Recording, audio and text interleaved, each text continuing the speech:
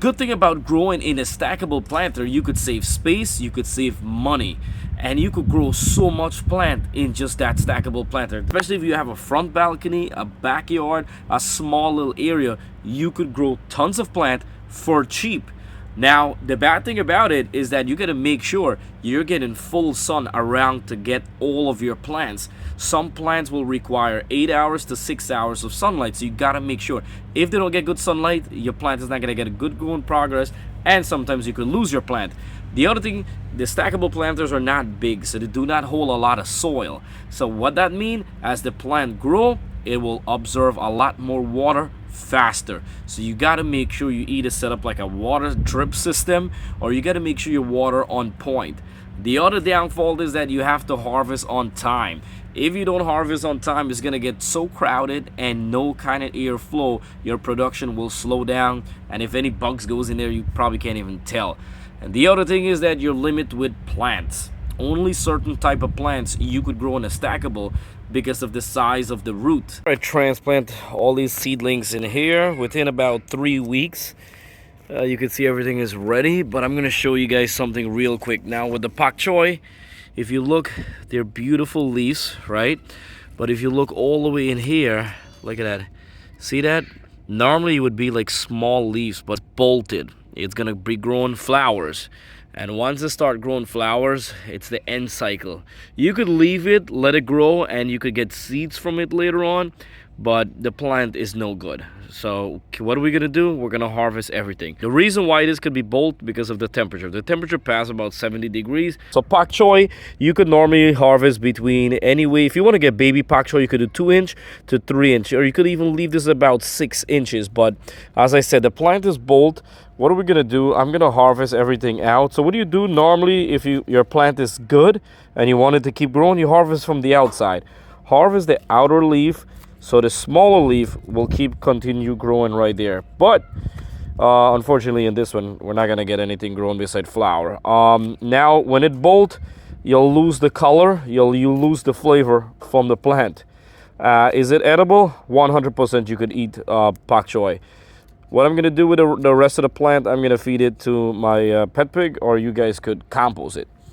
When it comes down to lettuce, I'm gonna tell you guys real quick. Lettuce could harvest anyway from 3 inches to 6 inches too.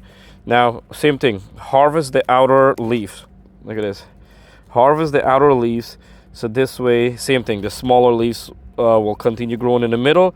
And I gotta tell you, with spring crops, I'm gonna say it again, the more you harvest, the more you're gonna get. When it comes down to spinach, it all depends. 2 to 3 inches. See that? Rich green.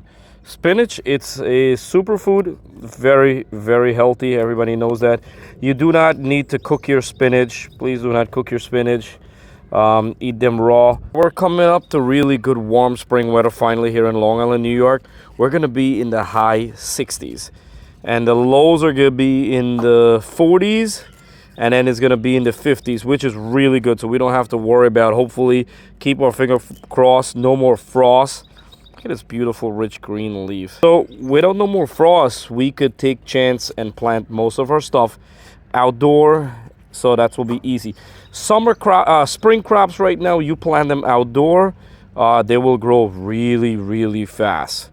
So I would advise you guys, start planting your stuff outdoor. And you gotta watch out for caterpillars. They're gonna be coming around the moths, leaf hoppers. They will be coming around, eating out.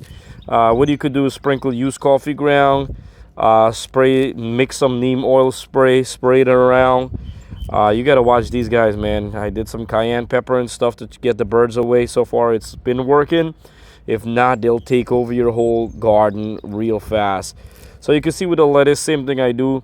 I harvest everything from the outside, even like a 3-inch leaves, I'll pick it. You can see how it looks right there. As I said, I'm gonna remove all these because they're bolted. We're gonna plant something else there.